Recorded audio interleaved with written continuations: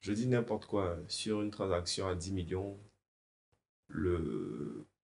peut-être que les honoraires du notaire feront 1 franc ou 2 francs. Mais les 9 autres millions et quelques qui vont dans la caisse de l'État, mais quand il y a la responsabilité, vous voyez le gap entre ce que tu empoches Mhm. et la conséquence à une mauvaise due diligence. Parce que tu as été pressé, tu as mal rédigé, tu n'as pas mis les clauses. Mhm. Quand c'est comme ça, le client t'a harcelé, il oublie tout de suite que tu as mis la pression.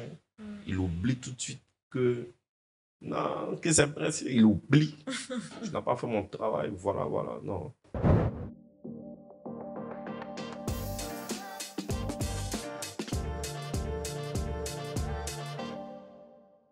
Alors, bonjour à toutes et à tous. C'est un réel plaisir de vous retrouver aujourd'hui pour le 10e épisode du Carré d'As Immobilier, qui est le tout dernier. Mais on vous a prévu un épisode bonus juste après. Mais aujourd'hui, nous recevons Monsieur Okwe Sej, qui est clerc de notaire.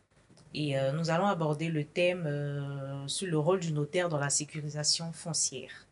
Bonjour Monsieur Okwe, Bonjour. comment vous allez? Je vais bien et vous? Ça va très bien, merci. Isaac, comment tu vas? Je vais bien, merci. Et toi? Ça va. Merci. Alors, monsieur Okwe, Oui. et la journée déjà. Fatigante, mais Dieu fait grâce. Dieu merci. Donc, comme on l'a dit, aujourd'hui, nous allons beaucoup parler sur le métier de clerc de notaire et puis aussi comment emmener les gens à pouvoir sécuriser leur foncier. Ok. Moi, ma toute première question est de savoir, déjà, vous allez vous présenter aussi au public Ok. parce qu'ils ont besoin de connaître un peu à Ok. qui on a affaire aujourd'hui. Voilà. Donc, bonjour à tous. Bonjour. Je suis Serge Obed Okwe, clerc de Medjinet Okwe Kojo depuis bientôt une dizaine d'années. Ok. Ok. Donc, présentation, bref. Présentation, bref, oui. Alors, pour vous, pour commencer, pouvez-vous nous expliquer brièvement ce que c'est que la sécurisation foncière? Donc, pour moi, la sécurisation foncière, c'est le fait d'être en pleine propriété de son terrain. Qu'est-ce que je veux dire être en pleine propriété? C'est d'avoir un terrain qui porte son nom. Ok. Parce que si je prends par exemple le cas des terrains avec attestation villageoise, le fait d'être inscrit dans un guide villageois ou d'avoir une attestation à son nom Mhm. ne fait pas de nous un propriétaire. Ok. Donc pour moi, quand on parle de sécurisation, c'est le fait d'avoir un titre de propriété à son nom et de permettre à ce qu'en cas de décès, ce terrain-là puisse être transmis aux ayants droit. Mhm. D'accord. D'accord. Mais à ce jour-là, nous tous on sait un peu l'attention sur le foncier. Mais comment vous, vous voyez l'évolution du foncier et comment vous pressentez? L'évolution du foncier en Côte Mhm. d'Ivoire. Ce que je peux dire avec mon expérience, c'est vrai qu'aujourd'hui, il y a plusieurs tendances, on entend certaines choses dans différents lotissements, Mhm. mais avant toute chose, il faut se rapprocher des professionnels. Il faut se rapprocher d'un notaire Ouais. parce que on n'achète pas un terrain, comme j'aime bien le dire, comme on achète du pain C'est à clair. la boulangerie. Mm. L'acquisition d'un bien immobilier est un investissement lourd, prenant physiquement et émotionnellement. Donc, pour ce faire, il faut se faire accompagner de notaires, en tout cas de personnes aguerries dans le domaine de l'immobilier. C'est très D'accord. bien. Et à quel moment exactement une entreprise ou une personne doit-elle faire appel à un notaire pour l'acquisition d'un terrain? Bon, une entreprise ou une personne physique, à quel moment? Je dirais, tout dépend des acteurs pardon, qui sont présents. Ok. Il y a certaines personnes, après avoir fait la visite, tout de suite, elles contactent le clerc de notaire, nous par exemple, pour dire, bon, je viens de faire la visite d'un terrain, Mhm. le vendeur n'a pas de notaire attitré, Donc, je vous communique son numéro de téléphone. Il va vous appeler. Il va venir vous déposer la photocopie de l'arrêté de concession définitive ou du certificat de mutation de propriété foncière pour que vous puissiez faire des vérifications. Donc, une fois que cette situation, cette mise en relation est faite, nous, on peut commencer, le client paie les frais d'ouverture de dossier, on commence à faire les diligences au niveau des différentes administrations, la conservation foncière, pour savoir s'il n'y a pas d'hypothèque sur le terrain ou si le vendeur est bel et bien le propriétaire. Donc, je dirais que c'est avant d'acheter un terrain, c'est comme aller à l'hôpital, c'est la consultation. Ok. Donc, il faut aller voir le notaire. Voilà, je suis intéressé pour cela. Et avant de remettre les sous au vendeur, il faut vous rapprocher du notaire qui fera les vérifications.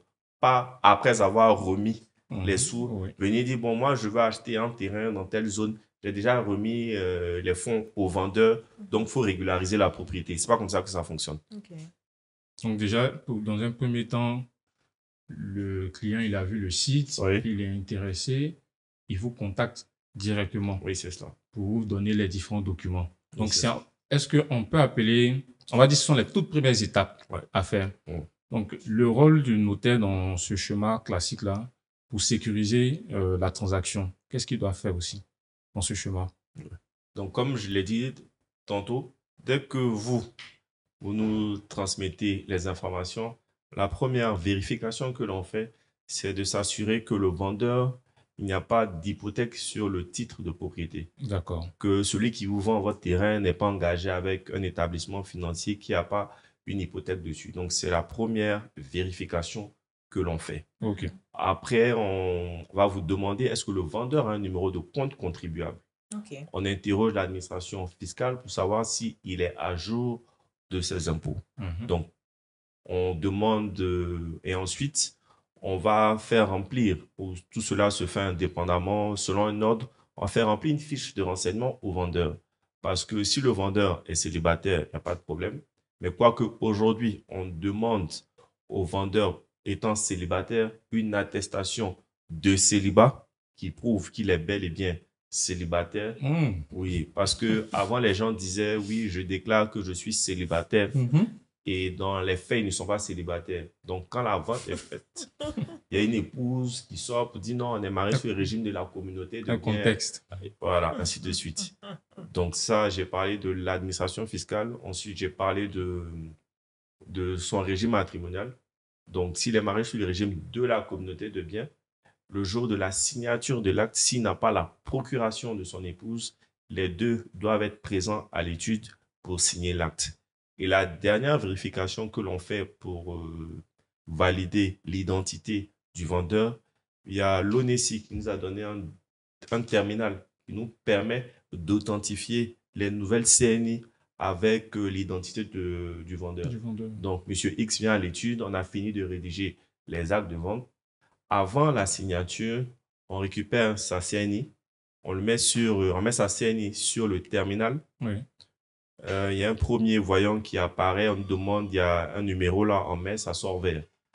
Après, on nous demande de faire la photo, ensuite le relevé d'empreinte. Donc, je dirais qu'avec toutes ces mesures-là, c'est ce que l'on fait pour vérifier que M. X, qui est propriétaire d'un terrain avec un ACD, est bien M. X qui vend à M. Y. Et l'acheteur, lui, doit venir avec quoi? L'acheteur, il y a différents cas de figure. Généralement, pour l'acheteur, on n'est pas très regardant parce que on demande toujours, il y a une fiche de renseignement, mais s'il est marié sous le régime de la communauté de biens, il y a une clause dans l'acte qui est mentionnée que monsieur fait l'acquisition, par exemple, pour le compte de la communauté. Okay. S'il est marié sous le régime de la séparation de biens, madame n'intervient pas à l'acte. Ok, d'accord. Et quelle est la différence entre un titre foncier et un certificat de propriété? En fait, il y a cet amalgame-là en Côte d'Ivoire. Oui, le vendeur a un TF, le vendeur a un TF, le vendeur a un TF. En fait, dans le process d'acquisition, je dirais d'immatriculation d'un bien immobilier, le TF, c'est une étape. Ok. Précédemment, je dirais précédemment, il y a une vingtaine d'années, le titre foncier, on appelait ça copie de titre foncier, c'est un titre de propriété avec lequel on pouvait faire une vente. Mais aujourd'hui, c'est juste une étape dans l'acquisition de son bien, pardon, pas dans l'acquisition, dans l'immatriculation de son bien. Donc, quand on achète un terrain avec une attestation villageoise, une fois que ça part du ministère de la construction et que ça va au cadastre pour le bornage contradictoire, que le cadastre renvoie le dossier à la conservation foncière crée un titre foncier. Ok.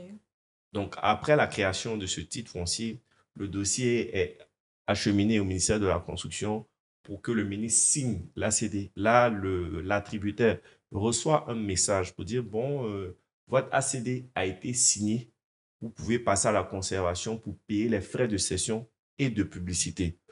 Une fois que ces frais-là, vous êtes acquitté de ces frais, vous êtes propriétaire. Parce que au niveau du livre foncier, à la section 4, si je ne me trompe pas, avant on mettait État, maintenant on mettra Monsieur XY.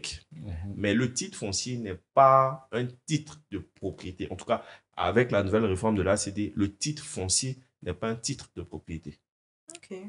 Et il y a certaines personnes, je dirais, pas notre génération, qui ont des copies de titres fonciers.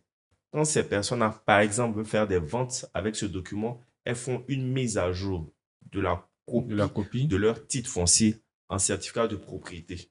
Et c'est une fois que cette mise à jour est faite qu'on procède à la vente. D'accord. D'accord. Donc ça remonte il y a bien longtemps. Hein. Oui. Cette histoire de copie de titre foncier. Ah, d'accord. Oui, moi je voulais savoir, est-ce que le notaire intervient dans l'obtention de ces documents-là? Non, en fait, si je reviens au cas de Monsieur X qui va acheter le terrain de Monsieur Y, une fois que l'acte de vente est signé par devant le notaire, c'est le notaire, en guillemets, qui fera les courses. D'accord. C'est le notaire qui dépose à la conservation foncière la minute. C'est le notaire, le collaborateur du notaire, le clerc ou indépendamment le formaliste qui vont s'assurer que le dossier suit son cours et à une période donnée, l'acquéreur ait son certificat de propriété en sa possession. Ce n'est pas le client qui fait toutes ces diligences. D'accord, ok. Comment on peut reconnaître qu'un terrain n'est pas litigieux ou n'est pas vendu à plusieurs personnes? Si aujourd'hui je vais acheter, je vais vous voir. Bon, si vous voulez acheter, que vous venez nous voir, bon, naturellement, nous, on va faire une demande d'état foncier. Ok. On fait une demande d'état foncier et sur l'état foncier, le nom du propriétaire va apparaître. Donc, si c'est Monsieur Y qui ouvre le terrain, sur l'état foncier, l'état foncier mentionnera que Monsieur Y est bel et bien propriétaire du terrain situé X, Y d'une superficie et qu'éventuellement, Monsieur Y n'a pas d'hypothèque sur son terrain. Ok. Donc là, ça rassure directement quand on tire l'état foncier que tout est clair, on peut procéder. Oui, je dirais c'est l'étape préalable avant la rédaction des actes. Ok. Sur tout type de terrain avec n'importe quel document. Non, avec les terrains, le notaire intervient, merci, le notaire intervient uniquement sur les terrains immatriculés avec titre foncier. Merci pour la précision. Et quelles sont les principales difficultés rencontrées par le notaire dans le cadre de transactions foncières? Les clients sont toujours pressés. Je dois voyager, j'ai une urgence, ça met du temps. Mais le notaire travaille je dirais, en partenariat avec l'administration. Donc, quand on fait la demande d'état foncier, la réquisition, on attend le retour de l'administration pour passer à la signature de l'acte. Il arrive des fois où le client est pressé. Mais ça peut prendre combien de temps? Parce que quand vous dites que le client est pressé, c'est que c'est long. Non, aujourd'hui, on peut te contacter. Aujourd'hui, on va te contacter à 10 heures. Je dois signer l'acte parce que je voyais samedi. Bon, indépendamment des entrées du notaire, il peut avoir des facilités pour avoir les informations. Ok. Mais ça, c'est dans le meilleur des mondes où il n'y a pas de souci de réseau, il n'y a pas de souci de connexion. Mais il faut prendre le temps, laisser le notaire faire les vérifications pour éviter que le notaire soit jeté en pâture. Non, mon notaire là, c'est non. Il y a des étapes.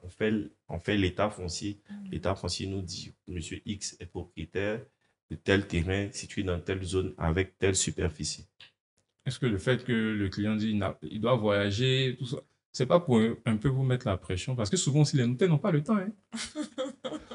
Non, quand on dit les notaires n'ont pas le temps, est-ce que vous-même vous avez le temps aujourd'hui? Ah, C'est pas souvent, pareil. C'est pas pareil. on appelle, on veut partir voir le notaire. Oh, il est en voyage, il n'est pas là.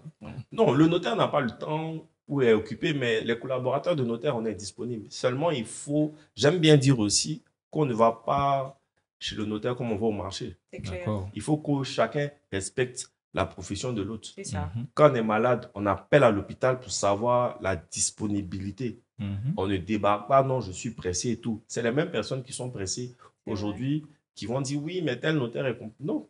Est-ce que vous avez appelé, vous avez pris rendez-vous? C'est vrai, il faut dire la vérité. Il y a des fois où on oublie de relancer le client, Ouais. tout. Naturellement.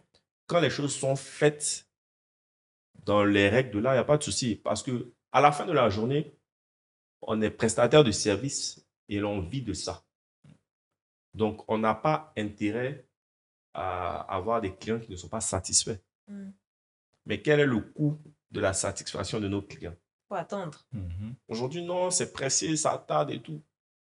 Parce que aussi, il y a une légende qui... Tout le monde pense que le X montant qui verse au notaire, tout va dans sa poche. Il y a une grosse partie qui va dans les caisses de l'État. Le notaire est collecteur d'impôts. D'accord. Donc, il faut arrêter de penser que sur une vente à X francs, vous allez payer 10 francs. Le notaire a les 10 francs, non. D'accord. Sinon, non, c'est dit. Le notaire n'a pas les 10 francs. Indépendamment de la vente, ça peut aller, mais le notaire n'a pas 10 francs. Le notaire n'a même pas 50%. Mais le notaire bouffe un peu. Ça dépend. Qu'est-ce que vous appelez bouffer un peu? Bouffer un peu, c'est quoi? Il bouffe un peu dans ce qu'il reçoit. Oui, mais comme l'ouvrier mérite son salaire, Ok. mais pas à la hauteur de ce que les gens racontent. Ok. Oui. D'accord. Est-ce que vous avez déjà fait face à des documents qui sont falsifiés? Document falsifié. Mhm. Non, parce que une fois qu'on a la photocopie du titre de l'ACD ou du certificat de propriété, avec l'état foncier, Mhm. ça nous dit automatiquement. Ça nous dit automatiquement si les références sont bonnes ou pas. Ok. Donc, document falsifié, non. Jamais. Non. Ah, D'accord. parce que on se dit, au fait, nous, on a tellement envie de tout savoir. Oui. On vient acheter, on apprend que XY est détenteur du terrain là-bas. Donc, on se dit, bon, on va voir le notaire, c'est pour que tout soit clair. Maintenant, si le notaire fait ses investigations, il peut se rendre compte que le site là, dans ma recherche, j'ai vu qu'il y a 2 personnes qui sont mentionnées dessus. Est-ce que vous avez déjà... En fait, le notaire travaille avec les documents qu'il reçoit Ok. de l'administration. Ouais. Donc, si l'administration, à travers l'état foncier, l'administration dit que le terrain appartient à Kwaku Kwame Mhm. et que nous, on lève un état foncier et que le terrain, c'est marqué Kwaku Kwame, donc c'est bien Kwaku Kwame, Le propriétaire. le propriétaire. Propriétaire. Nous, on travaille avec l'administration. Maintenant, est-ce que c'est bien ce Kwaku Kwame Mhm. qui est le propriétaire du terrain? Ça, c'est une autre question. D'accord. Mais sinon, quand on lève l'état foncier, l'identité du propriétaire est mentionnée. Donc, normalement, c'est cette identité qui est similaire à l'identité du propriétaire qui est sur le titre de propriété. C'est ça. D'accord. D'accord. Et avec la digitalisation des administrations, comment le métier de notaire évolue aujourd'hui? Avec la digitalisation, je dirais que aujourd'hui, une des démarches que l'on fait, c'est au niveau de l'administration fiscale, il y a le livre foncier électronique qui existent. Donc, lorsqu'on a un client qui est pressé, on va sur le site du ministère de l'économie et des finances, oui, si je ne me trompe pas, le livre foncier électronique, et on tape les références et ça nous dit, ça nous donne les résultats de l'état foncier. Sauf que ce document-là n'est pas signé des mains du conservateur. Donc, le document que l'on reçoit après avoir fait cette diligence, c'est juste à titre informatif. Ce document-là n'a pas de valeur juridique. Donc, je peux dire que dans le cas des dossiers urgents, entre guillemets, on peut commencer la rédaction de l'acte en attendant d'avoir la réponse officielle de la conservation foncière. On peut travailler avec ce document reçu du livre foncier électronique. D'accord, ok, c'est intéressant. Et quel conseil pouvez-vous donner à quelqu'un qui veut acheter un terrain aujourd'hui en Côte d'Ivoire, avec tout ce qu'on voit? Le conseil que je peux donner, déjà, la première chose, il faut se rapprocher d'un notaire. La deuxième chose, il faut poser beaucoup de questions. Si le notaire est disponible. Même pas la disponibilité du notaire, c'est surtout sur, je dirais, l'environnement du terrain. D'accord. Vous êtes allé faire la visite avec une tierce personne. Une ou 2 jours plus tard, vous allez vous demander, vous savez, est-ce que le terrain appartient à, s'il y a un gardien? Il faut faire des investigations. Ouais. Il ne faut pas se presser pour donner le prix de vente sans avoir signé l'acte. Parce que les gens disent, oui, bon, on a donné j'ai payé, j'ai remis les fonds au vendeur en attendant que vous rédigez l'acte. Mais la loi dit que toute transaction immobilière se fait par devant notaire.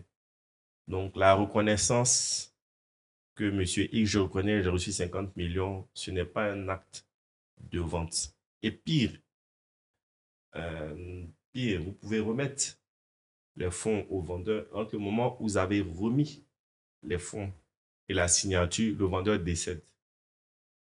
Et que sa femme ne reconnaît pas. Vous venez d'être dépossédé de votre argent. C'est encore une autre procédure. Ouais. Donc, c'est vrai, on veut investir, mais soyons sages dans l'investissement. Est-ce que vous avez déjà rencontré des cas de ce genre-là? Non, par la grâce de Dieu, pas encore. Mais au moins dans votre journée, déjà même, c'est quoi la journée type d'un clerc de notaire? Bon, la journée type d'un clerc de notaire. Waouh, ça c'est une belle question. Quand le clerc de notaire arrive, indépendamment des dossiers que l'on a, il y a des urgences, on va se rapprocher du notaire pour regarder les priorités. Et en fonction des priorités, on traitera les dossiers au cas par cas. Mais ce que les gens oublient et qui est important, c'est que le notaire n'est pas l'ennemi ou le notaire est cher. J'aime bien dire aux gens, tu achètes une voiture à 50 millions. Quand tu finis d'acheter la voiture, tu vas faire la mutation. Oui. Donc, pourquoi acheter un terrain à 50 millions et, permettez-moi l'expression, tu pleures pour les frais de notaire. Pourtant, ce que tu donnes, tout ne va pas dans la poche du notaire. Est-ce que les frais de notaire sont en rapport avec le prix en du rapport terrain? avec le prix? Oui, les frais de notaire sont en rapport avec le prix du terrain. C'est que si quelqu'un vient c'est acheter un dosé. terrain au golf... Non, en fait, c'est une grille tarifaire. Ok. La légende raconte que c'est entre 10 ou 13%. La légende raconte. La légende raconte. Mais en la réalité, c'est combien? Non, il n'y a pas de taux fixe. Il y a des taux connus qui sont fixes. Les droits d'enregistrement, inscription au livre foncier. Mais concernant les honoraires du notaire, c'est un barème, une manière de calculer, indépendamment du nombre de pages. Ok. Donc, et en fonction de la valeur. Donc, tout de suite, sur une vente à 10 millions, on dira oui, mais le notaire, là, il a pris 1,5 million ou 1,6 million. Mais peut-être que sur le 1,6 million, peut-être qu'il n'y a que 400 000 qui va dans sa poche. Le 1,2 million va dans la poche de l'État de Côte d'Ivoire. Mhm. Ah bon? D'accord. Ok. Ça, c'est bien. Non, mais c'est pas bien, mais c'est bien. Ah, ça, on ne savait pas. On pensait que tout était pour le notaire. Non, pas du tout. Ah, ok. Pas du tout. Mais qu'est-ce qui Aujourd'hui, fait que, excuse-moi, mais qu'est-ce qui fait que les gens ont peur d'aller vers les notaires? Quoi? Qu'est-ce qui se passe en fait? Le commun des mortels, en tout cas en Côte d'Ivoire, les gens ont peur de payer le conseil. Ok, c'est Ouais. vrai. Tout C'est ce que vrai. je dis, c'est faux. Non, c'est vrai. Ils ont peur de payer le conseil.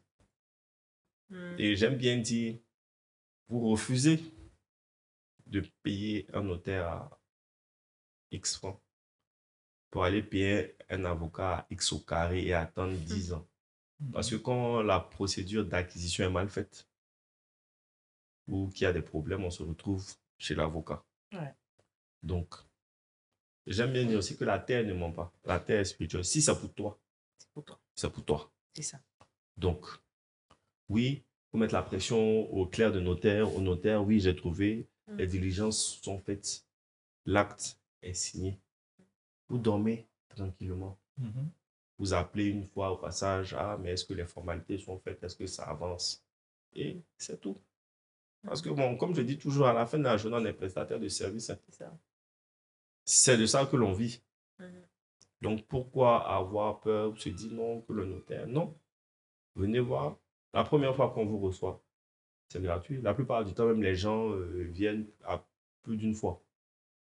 Mais venez chez le notaire. Ah, je souhaite acheter un terrain. Mhm. J'ai fini de faire la visite. Qu'est-ce que je dois faire? Mhm. Non, voilà, on vous remet une fiche de renseignement. Voilà les documents que l'on a besoin pour la rédaction de l'acte. Voilà le montant que ça fera. Voilà ce que l'acheteur paye. Voilà ce que le vendeur paye. Et puis, de connivence, ensemble, on avance. Dans la transaction immobilière, jusqu'à où les actions du notaire s'arrêtent? Les actions du notaire commencent dans une transaction où il y a un titre foncier. Oui, oui. Et les actions du notaire s'arrêtent quand il remet au client son titre de propriété. D'accord. Donc, on va dire du début à la fin. Oui. Et vous travaillez aussi en état de collaboration avec le ministère de la Construction et autres. Oui, en étroite collaboration. Oui, on travaille avec le ministère de la Construction. Et apparemment, vous intervenez même dans les prêts immobiliers. Oui. Parce qu'on a reçu une experte ici qui nous a dit que souvent, quand ça tarde un peu, on pense que c'est que la banque, alors que ça passe aussi par le notaire. Et, Pourquoi le notaire a un gros dos? Pour faire simple, vous avez un salaire important, vous voulez acquérir un bien, le vendeur a un titre de propriété, donc vous allez faire un prêt immobilier. c'est ça. Entre le moment où vous déposez votre dossier à la banque et que votre dossier est validé et que le notaire reçoit la lettre d'ordre pour la rédaction de l'acte, quel est le temps qui s'écoule? Question. Oui, mais parce que aujourd'hui, on oublie souvent Mm. que c'est une chaîne. Ouais. Vous êtes éligible au crédit. La banque est OK pour vous délivrer le crédit. C'est le jour de la signature de l'acte d'ouverture de crédit que les fonds vous sont mis à disposition. Mais si le notaire rédige mal cet acte, les intérêts de la banque ne sont pas préservés. Par derrière, le notaire joue et sa réputation et son argent. Donc, j'aimerais bien que être sur un panel ou quoi et discuter Ok. avec tous les acteurs Mhm. d'une chaîne, que ce soit ouverture de crédit et vente. Et on verra, Ça sera chaud, hein? on verra qui est le vilain garçon. On fera quel vilain garçon. Non, mais parce que la banque dit oui, le dossier est chez le notaire traite. Mais ce sont des montants importants Ouais, qui sont en jeu. c'est ça. La légende raconte aussi que vos actes là, c'est des copier-coller. Et on parle de prêt qui a plus de 20 ans. Donc, on ne va pas donner ça à n'importe qui. Il faut bien vérifier. Autant d'individualité il y a, autant de spécificité pour un acte. Ouais. Je dis n'importe quoi, ce que je ne vous souhaite pas. Vous êtes marié, vous venez d'avoir un crédit, vous êtes en train de divorcer. Le divorce est prononcé. Donc, finalement, le crédit, quand le dossier était monté, vous étiez en couple. Donc, la banque a validé, mais bon, vous êtes divorcé. On n'a pas encore la décision de justice qui dit que vous êtes divorcé. On attend d'avoir tous les papiers. Parce que vous êtes marié sur le régime de la communauté de biens et que c'est un bien qui a été acquis par Pendant le le couple. mariage, ouais. Donc, qu'est-ce qu'il faut faire? C'est notre procédure. Donc, travaillons ensemble, laissons les clercs et leurs patrons, les notaires, travailler pour l'intégrité et la sécurisation foncière de tout le monde. C'est bien dit. Oui, c'est bien. Moi, je reviens toujours sur le volet foncier. De la même manière, les clients viennent vous voir, les acheteurs viennent vous voir pour des vérifications. Est-ce que souvent les propriétaires de biens viennent vous voir aussi pour simplement avoir des conseils sur le prix qu'il faut mettre sur le marché? Est-ce que vous érigez aussi sous cette casquette de Non, conseiller? Non, le conseil, oui, mais pas dans ce sens-là. D'accord. Pour éviter les amalgames, les quiproquos, quand un vendeur, un propriétaire vient nous voir, je souhaite, on lui dit pour éviter, il est préférable de faire une expertise. OK. Parce qu'une fois que tu as l'expertise, souvent tu peux mettre ton vente à une valeur en deçà de l'expertise. Ok. Mais une fois que tu as l'expertise, tu es fixé. Donc, quand tu as un client, quand le papier de l'expert, il dit mon bien coûte 1 milliard. Donc, tu as le milliard ou tu n'as pas le milliard. Maintenant, je pense que, en fait, comme je dis, les gens refusent de payer le conseil. Tu veux investir ou tu fais les choses clairement. Tu veux vendre ton bien à un certain montant.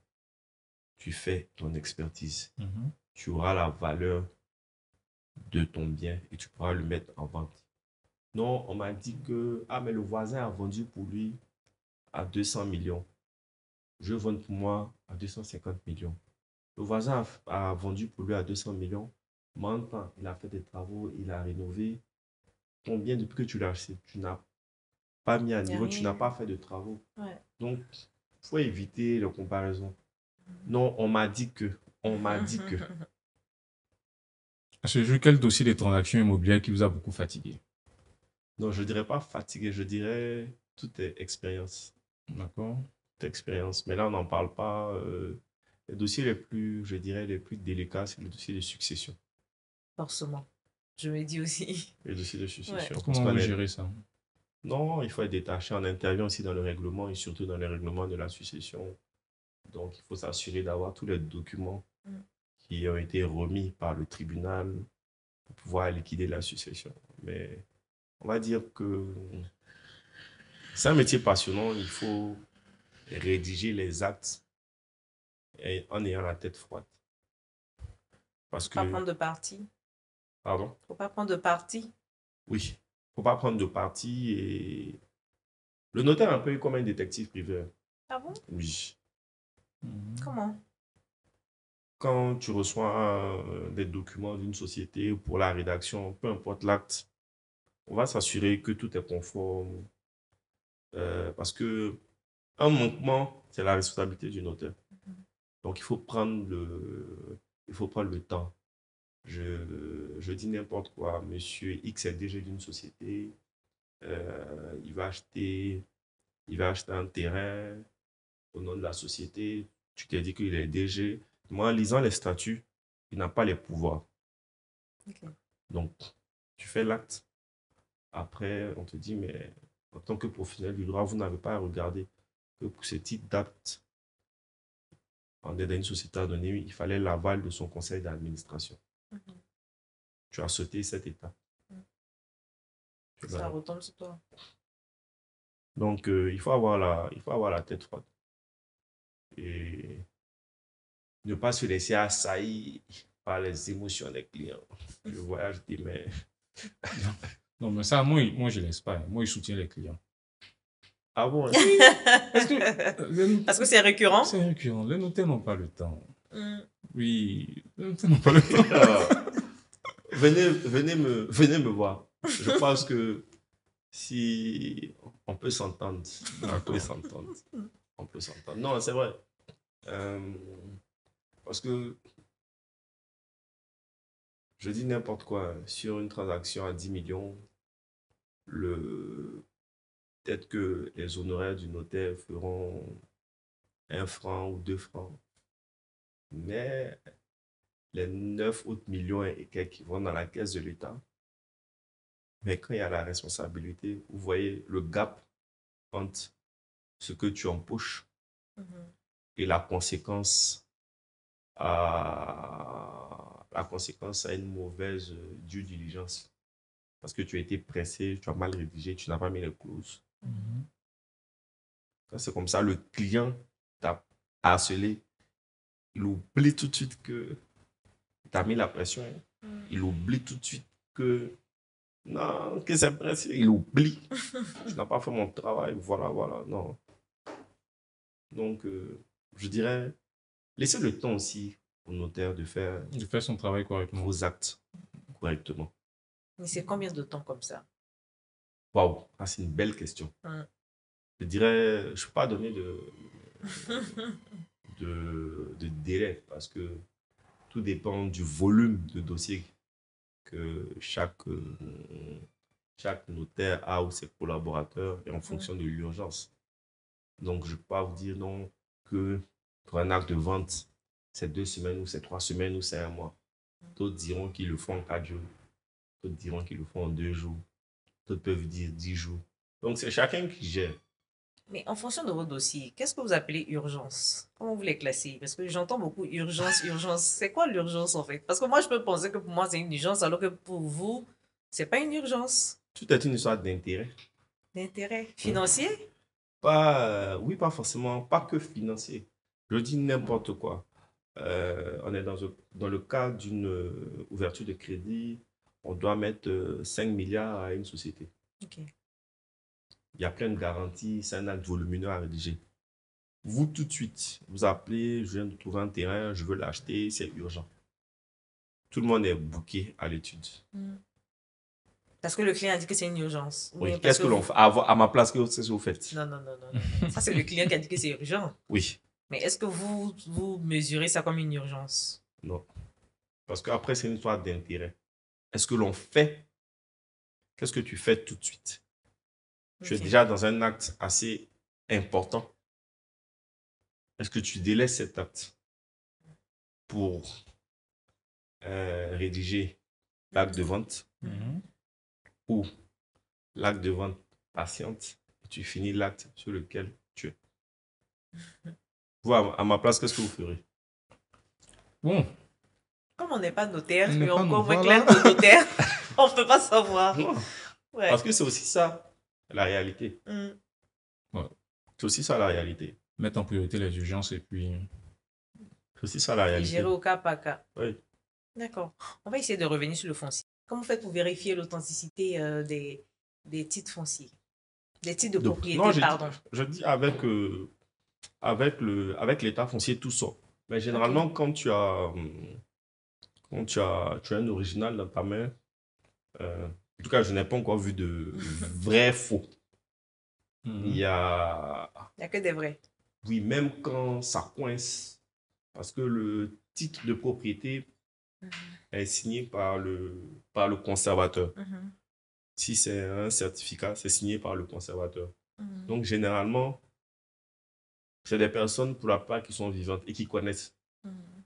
Et généralement, quand il doit avoir je dirais peut-être des suspicions de fraude, c'est sur des dossiers très importants. Mhm. Donc, en faisant l'état foncier, il y a un deuxième document qu'on appelle l'état foncier historique qui sort la liste de tous les propriétaires avant le dernier propriétaire. Mhm.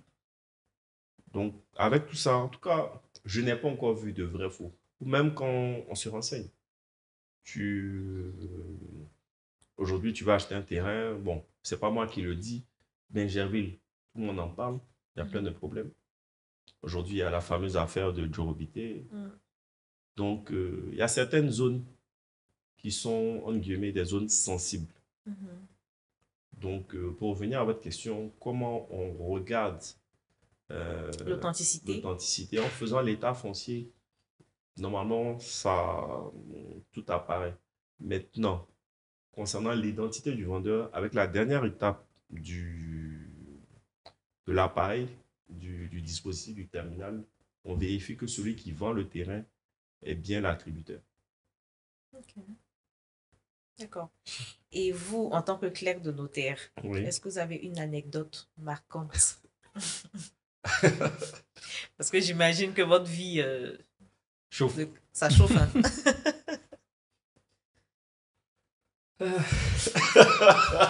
Il y en a tellement, j'imagine.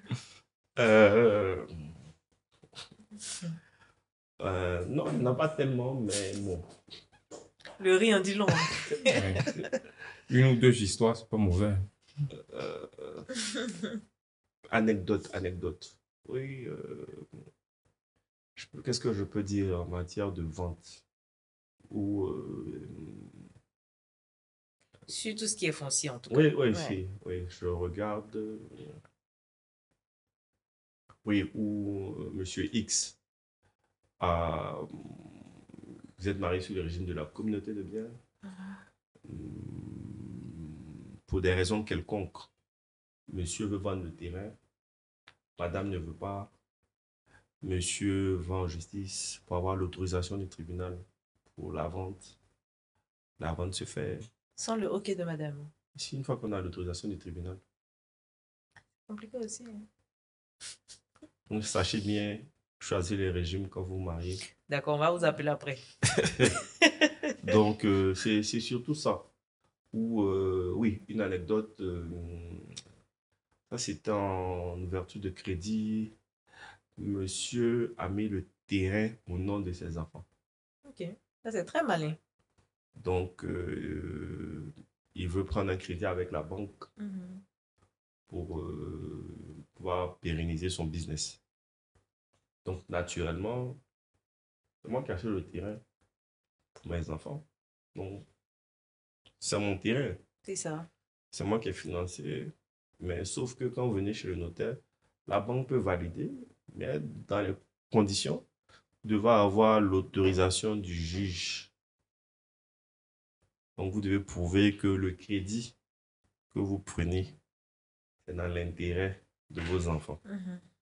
Parce que ce n'est pas parce que tu as mis le terrain au nom de tes enfants, et c'est toi qui as acheté, que tu vas pouvoir hypothéquer ce terrain-là. Il y a quoi d'autre? Ouais, je pense que c'est tout. Hein. D'accord. Non, mais il y a une Monsieur Oko petite ne veut pas aller histoire dans les profondeurs. Il y a des histoires qu'il doit nous dire, mais il ne veut pas dire. Mais je sais que ça va venir. Ça va venir. Est-ce qu'il a... Je veux savoir, lorsque deux parties sont en train de faire une transaction et que le client dit, je vous mets en relation avec mon notaire et le notaire aussi rentre en relation avec l'autre notaire, comment vous échangez jusqu'à trouver, à satisfaire les différentes... Non, dans ce cas de figure, on appelle ça un acte en concours. Donc, un acte en concours. Ok. Le notaire du vendeur est le notaire de l'acquéreur. Si je prends le cas où vous êtes l'acquéreur, vous me contactez, vous voulez acheter son terrain, elle a son notaire. Donc, quand vous venez me voir, je demande d'ouvrir un dossier à mon étude. Je suis dans la situation de notaire. Vous venez, vous ouvrez un dossier à mon étude. J'adresse un courrier au notaire du vendeur pour lui dire que je suis notaire, je représente les intérêts de M. Tan et j'aimerais avoir les informations concernant le terrain de votre client. Oui, si c'est le cas, on vous informe que mon client est intéressé à tel montant. Donc, le notaire du vendeur va répondre pour dire oui, monsieur Tan est bien mon vendeur. Effectivement, le terrain, telle propriété est à tel montant. Et il y a des règles de déontologie. Au moment, c'est le notaire de l'acquéreur qui rédige l'acte. D'accord. Mais indépendamment de l'ancienneté des deux notaires, si je dis n'importe quoi, si le notaire du vendeur est plus ancienne dans la profession que le notaire de l'acquéreur, le notaire de l'acquéreur va dire, ah, cher aîné, je vous laisse la plume. C'est elle qui rédige l'acte. Mais là aussi, c'est un problème. Quand il y a un acte en concours, les clients se plaignent Pourquoi? que ça dure. Alors que c'est plus... C'est là, ça renvoie à un cadre beaucoup plus sécurisé. Donc, mais que ça dure, le courrier. Bon, Tu viens me courrier voir. par-ci, des courriers par-là. Tu viens me voir lundi. Je vais peut-être rédiger le courrier mercredi ou jeudi. C'est trop tard. Ah bon?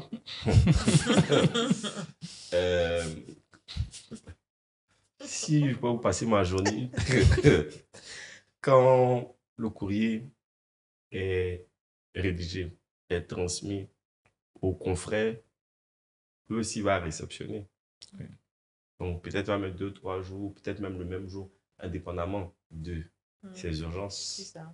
à répondre. Quand il répond, on va accuser réception. Oui, donc le mot de paiement et tout. On envoie encore un autre courrier. Oui, on peut avoir les pièces pour la rédaction de l'acte. Ou souvent, dès le premier courrier, le notaire du vendeur transmet toute la paperasse. On finit de rédiger l'acte. L'acte est transmis au notaire du vendeur qui va corriger, apporter ses observations ou pas. Il va retransmettre la dernière mouture. Une fois que c'est validé, on va prendre un rendez-vous pour la signature de l'acte.